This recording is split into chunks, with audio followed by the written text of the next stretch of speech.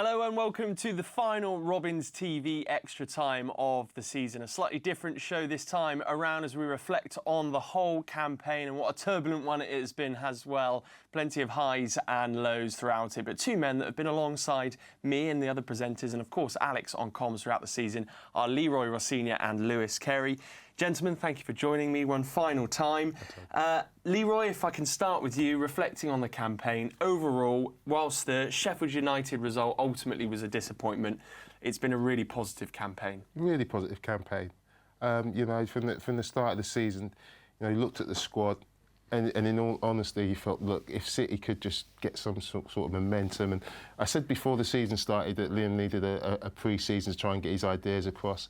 They came out playing with that, the three at the back. That's what he kind of settled on, and they look comfortable doing that. And there's been some really good football played. As you said, there's been some highs and lows, but more highs. There's been much more highs. And the way he's managed the squad, I think, has been a key part of that, of getting to where City are. You know, bringing Naki off after an hour and then utilising the squad, because it's been a small squad, but it's been a really tightly knit squad who've had a good spirit, and that spirit has shone through, and that's what's got them into the playoffs. Yeah, and he seems to have cultivated a really impressive culture and real buy-in from the senior players like Naki Wells, but also the likes of George Earthy, who've come into their own as the season's worn on.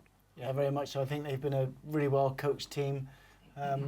And the group of players that he has been coaching have been all in, haven't they, with what he's been asking of them, you know, both physically and tactically. Yeah, they did fall short at the end, but there's been some amazing memories that have been created so far this season. And we'll go back, Leroy, to the start of the season. The Millwall fixture, we saw a rocket from Tanner that day, but because of the way that Liam Manning works and his coaching staff's very methodical, and there's lots, he talks about all of his team meetings and everything as well. It was ultimately going to take some time. I know he had last season or a portion of last season. It was going to take some time for him to really embed his way of playing. Yeah, absolutely. Yeah. And obviously, you know, like so Max Bird and Jason Knight was his new captain as well. They're all finding these new roles and having to grow into them. And you know, I remember the first game of the season. A couple of reasons I remember the first game of the season, because one, it was against Hull, and I was desperate for City to win, and they threw it away last minute. You know, Joe Williams gave away a penalty. But then, this was the first home game of the season against Millwall, and it was vital that City got a result, and Anderson Mehmeti got on the score sheet, and we weren't to know that he was going to become the top scorer. But yeah, so you look back on these moments, you think, oh, that was the key to him building confidence in terms of goal scoring. And it was a really exciting game. City looked comfortable, really good finish from Sinclair Armstrong there with the header to make it 2. And you felt that, yeah, City it was going to be a comfortable game for him, Lewis.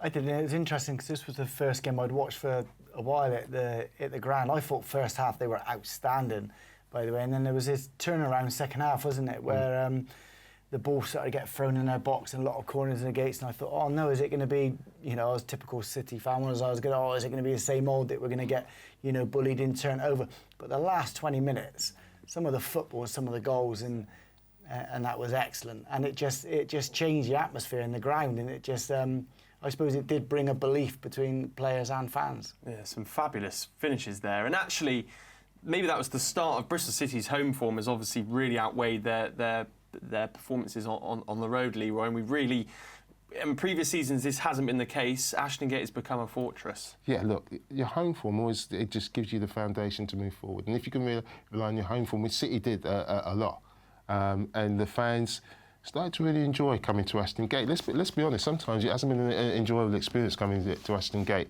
but it just kind of created this atmosphere just before the game where there was real positivity around the place. So I feel excitement. Oh, we're going to get a game of football. Well, yeah, we might not win it, but I'll tell you what, we're going to be entertained. Because I saw in that first game, you know, Sinclair Armstrong sort of scored, Mayulu scored, got twice scored, all real new signings. And you think, okay, there's new signings, and you know, and people, well, let's see what they can do. And I thought that was vital in terms of City's season, just creating that foundation to go forward. Where the players were confident coming to Ashton Gate. And not long later, we saw that real sort of connection between the players, the coaching staff and the crowd, and that really stemmed from the trip to Middlesbrough. There was a lot going on, of course, with Liam Manning and his family off the pitch.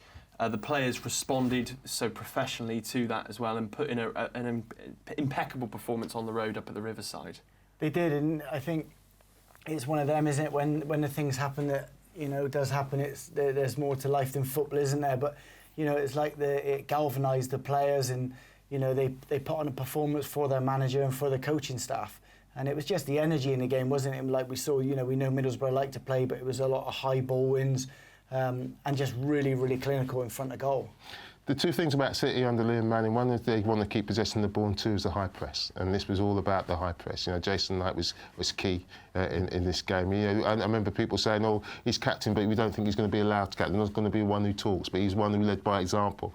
And they won the ball high up the pitch, and they stuck the ball in the back of the net. And I think all of a sudden the City fans started to get on board with what Liam was trying to get across on the pitch. And also, Chris Hogg did a tremendous job, when you're taking over in difficult circumstances to lead the side. And it was really, really emotional. And sometimes that's difficult to play in that environment, but the players handled it brilliantly. I do. I think it's really, when that type of thing happens, we've had it with players in the past, and it is hard to know what to do, what to say, how to act, isn't it? And the only way they can do is by giving everything for the coaching staff. Yeah, and then it struck me from those clips actually. Players have had their moments in front of goals throughout the season. We saw Armstrong, Mayulu score there, Twine, scoring as well. And then as the season's, and Mehmeti, but the season's worn on, more and more players have sort of come into their own and picked up goals here and there. We then obviously went to Carrow Road, a place where Norwich hadn't won for such a long period of time.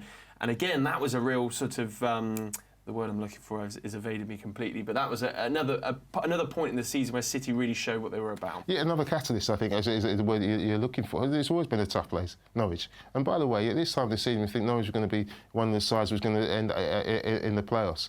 Jack Wilshere had gone there, big name as a coach. We've gone there and we've totally played some wonderful football and scored some excellent goals, and more than deserved that. And again, as Anis Mehmeti came up with it with a finish on this occasion, and just really good. And they were scoring goals like this. You felt, they're getting into these situations and taking advantage of these moments, and their good football was being rewarded.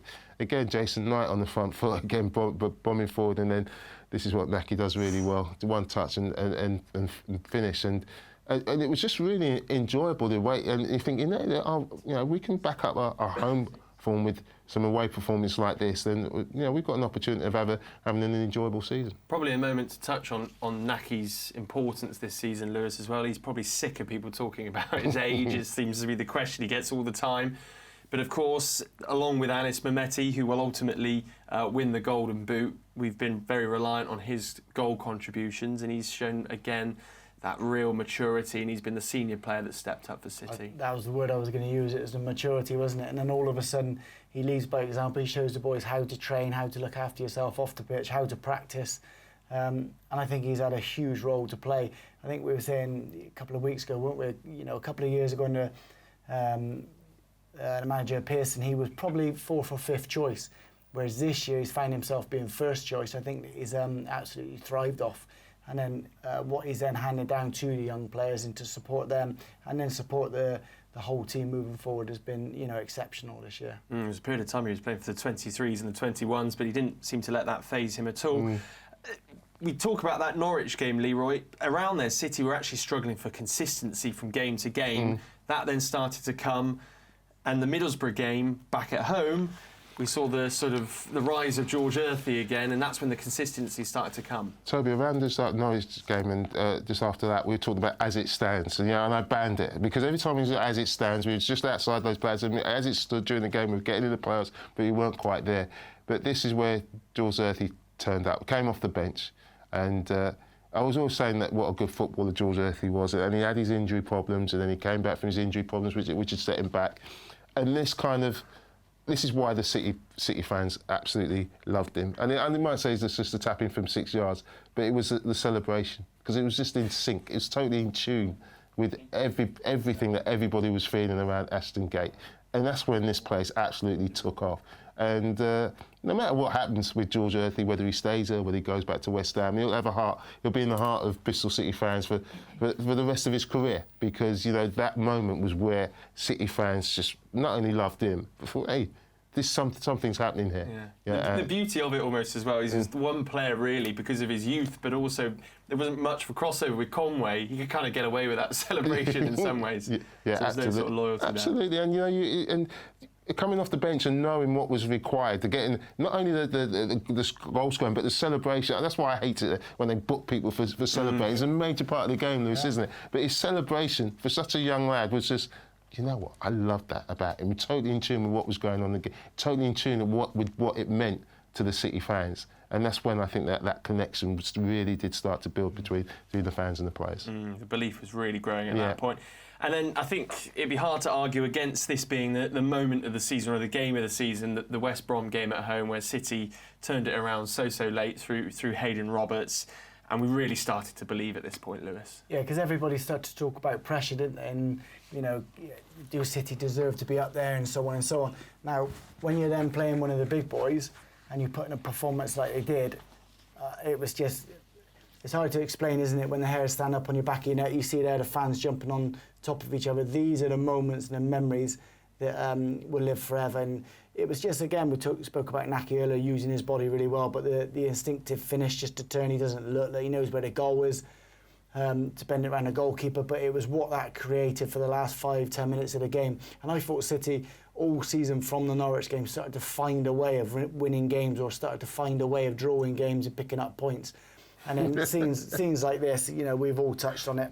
You lose yourself. You lose yourself as a fan. You lose yourself as a player, and you know you do random things that you'd never do, jumping in the crowd, kissing people, cuddling people, and those are the situations, like we said, in the moments and memories that we all love. I was just thinking, you know, if you're going to say, you know, against West Bromwich Albion, by the way, going for the playoffs, and they got the investment there is ridiculous compared to City. Who's going to be the hero of the night? Hayden Roberts would be way down your list. Way down your list, and that epitomised City, because throughout the season there's been these unlikely heroes come to the fore. George Tanner, Sykesy with some great goals at crucial times, Ross McCrory.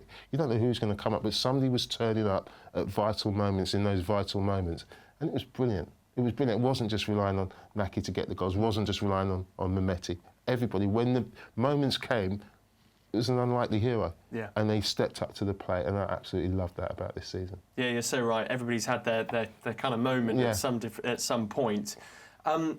Speaking of which, I think probably as City fans, one thing maybe in recent years, we've wondered whether we can do those amazing nights at Ashton Gate with the crowd.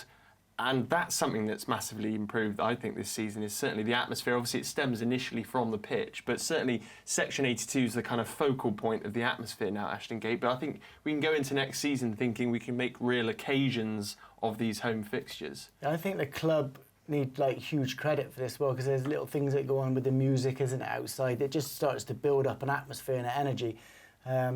You know, Section 82, they need huge credit with their flags and, you know, the passion that they put across to the players. But ultimately it is, you know, a club needs to be, or fans need to be proud of their players, and players need to be proud of the club they're playing for. And I think the way they've played this year and so many late shows has helped create that. So it's, you know, it's a combination of everything. But yeah, those moments, and like Rob Dickey, Sunderland, similar sort of thing, and the Preston late goals, it's all it all adds to sort of excitement for next season already. Yeah. Speaking of which, finally, Leroy, real reason to be optimistic, and now an important summer, and we can begin to build into next season with confidence. Yeah, table doesn't lie. Bristol City were the 6th best club in the Championship this season, and well, it was tight. They deserved it, and so it gives you something to really build on. And the experiences that these young players have had, it will stand them in really good stead.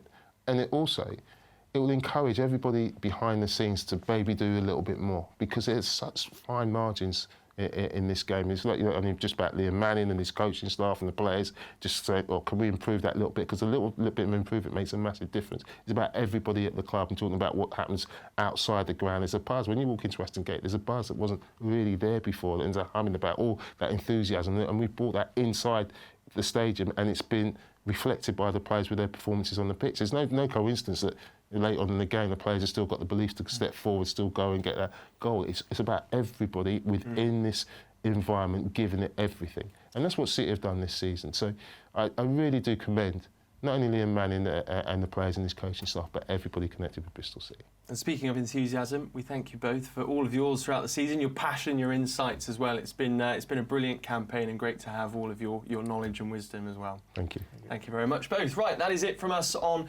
Robins TV Extra Time for the season. Not to be in the end in the playoffs for Bristol City, but a really positive campaign. 6th best side in the Championship, as Leroy said, and something really impressive to build on in the off-season ahead of the new campaign. We'll see you next time.